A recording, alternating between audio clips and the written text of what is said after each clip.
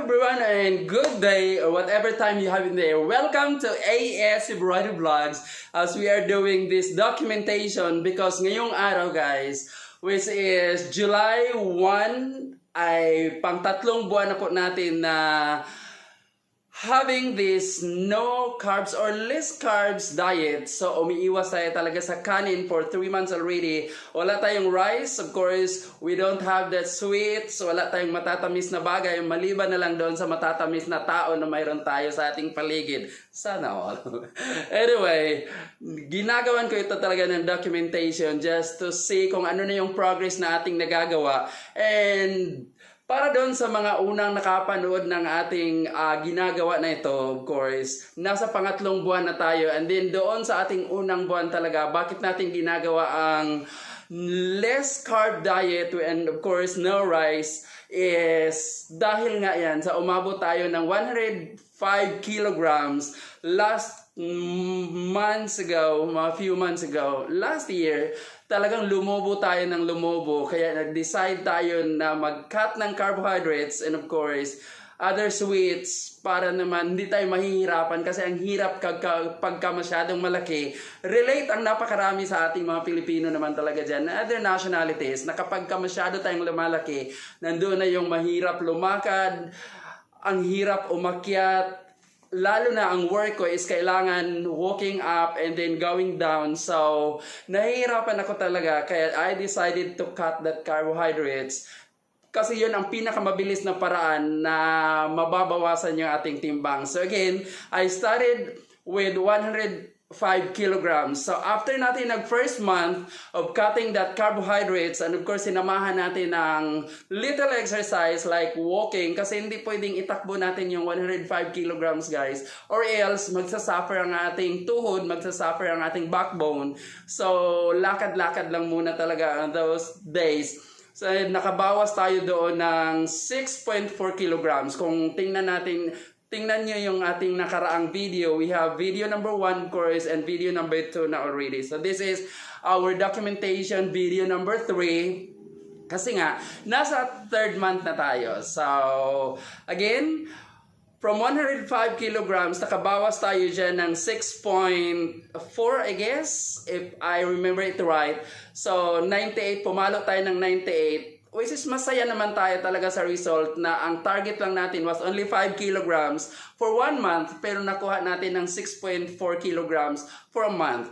And then, nung second month natin, we started of course with 98 kilograms sa ating second month. And then, still routine tayo. Nagkaroon tayo ng walking and mixing it with a bit of slow running and cut pa rin tayo ng ating carbohydrates. So, no rice pa rin tayo for our second month. And sinamahan mo tayo ni Lord at nakabawas tayo dyan ng another 6 kilograms. So, for 2 months, nawalan tayo ng 12 kilograms, of course. And sa ating 3rd month, doon na medyo hesitate na ako sa magiging result. Mayroon ng hesitancy na nangyayari.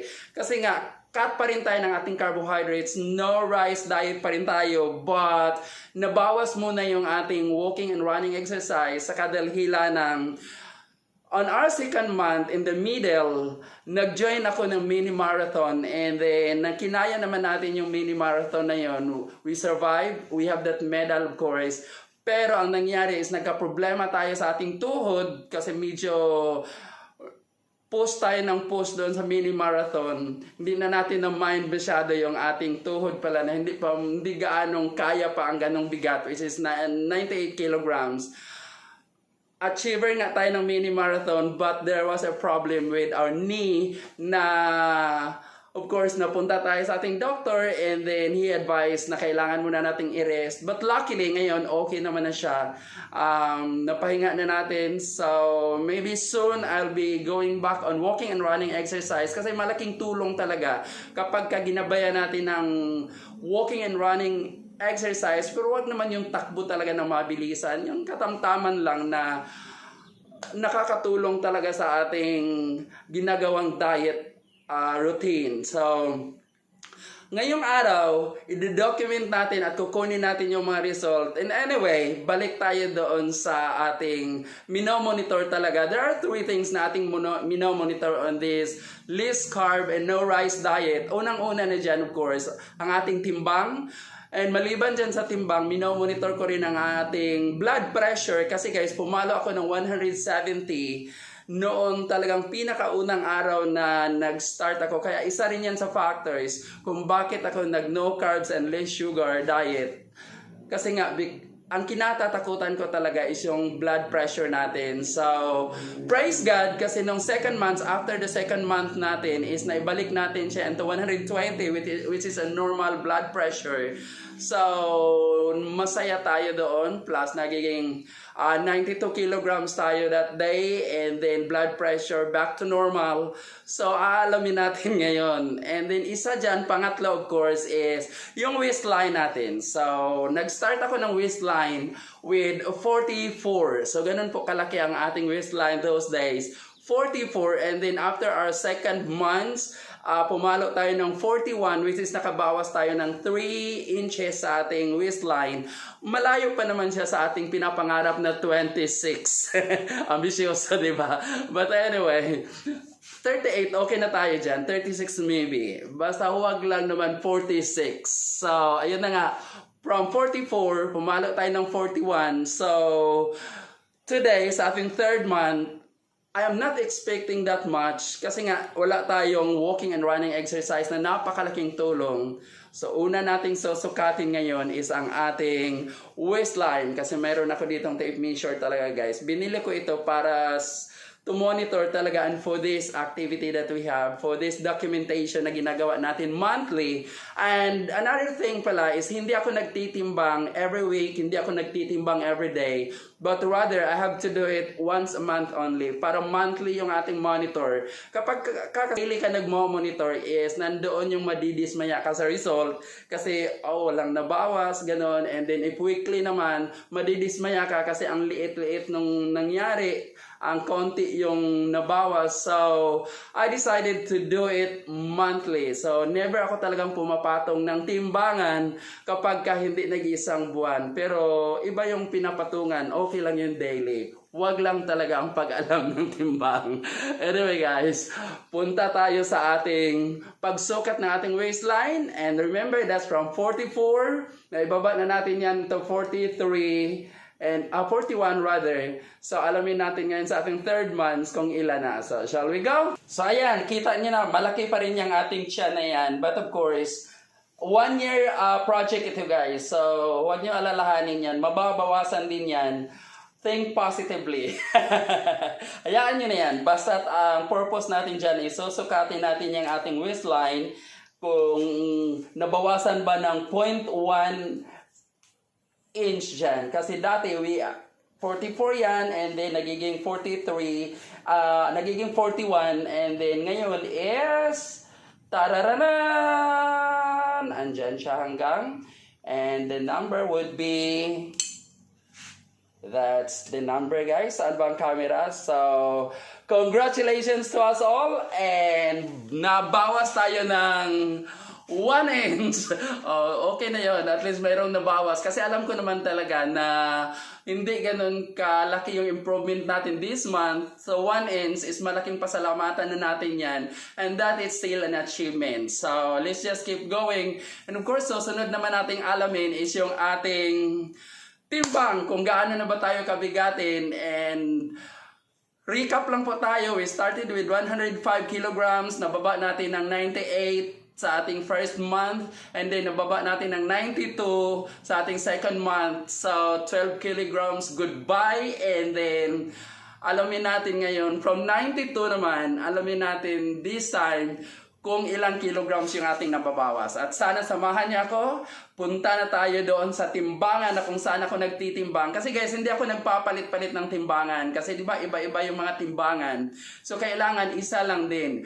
Kailangan wag kang palit ng palit. Kasi katulad yan ng jowa, wag mong palitan. Maliban na lang kung kapalit-palit naman talaga, palitan mo. Pero yung timbangan ko, magaling yun. Maganda yun. So hindi ko siya papalitan. Let's go guys! So ayan guys, andyan na tayo at nakapatong na tayo sa timbangan nating ginagamit. Dito ito 7-Eleven nearby my place. So huhulugan natin yan ng 1 baht nang malaman natin kung gaano kalaki or may nabawas ba for this month. And sana naman meron, sana. At ready na ba kayo dyan? In 3, 2, 1, here we go.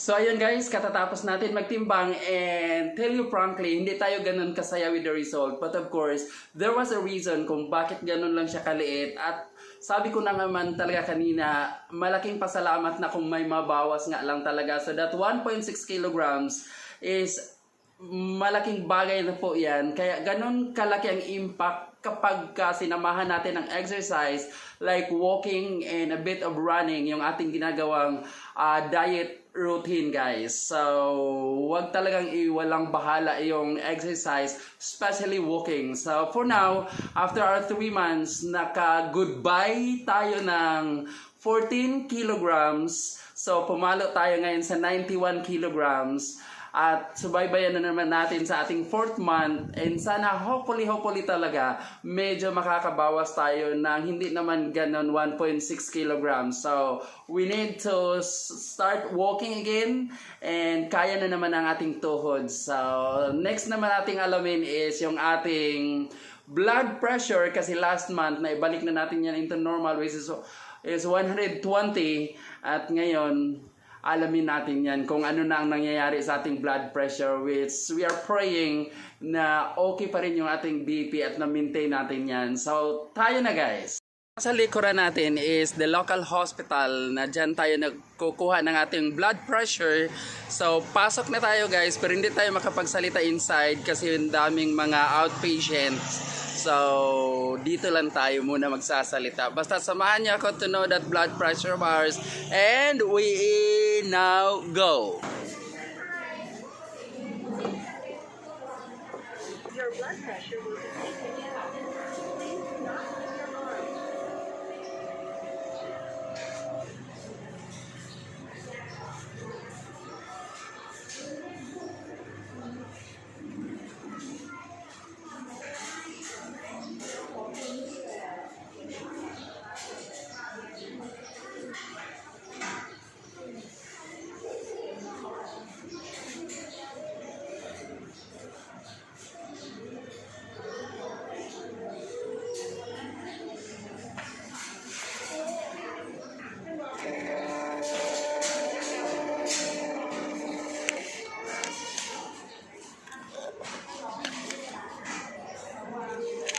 So ayun na guys, katatapos natin at galing tayo ng hospital, and kita nyo naman dyan ang ating reading for today for our blood pressure was 137/97 na medyo tumaas ng konti from 120 na naibalik natin ang normal last month. So maybe the factors, I just don't know what's the factors na bumalik siya ng 137. Basta ingatan talaga natin yung ating blood pressure and i-monitor natin if possible every month.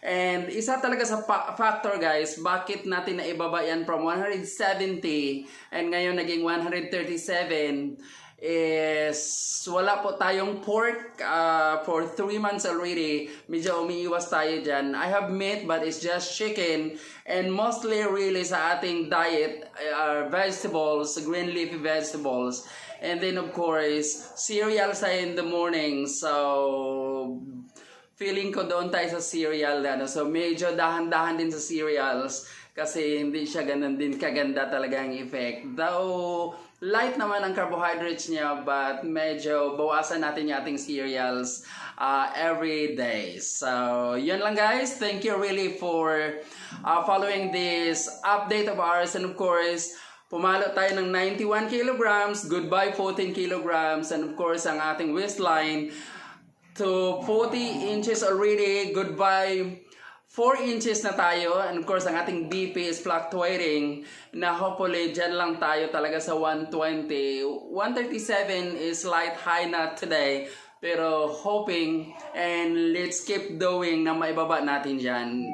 And Sa mga hindi pa nakasubscribe sa channel nito, of course, don't forget guys to hit that subscribe button, and of course, don't forget to click that notification bell so you'll be notified whenever we have new upload. Of course, please like naman dyan guys. And thank you na napakarami sa inyong support. And God bless us all. See you in our 4th month of this no rice, low carb diet.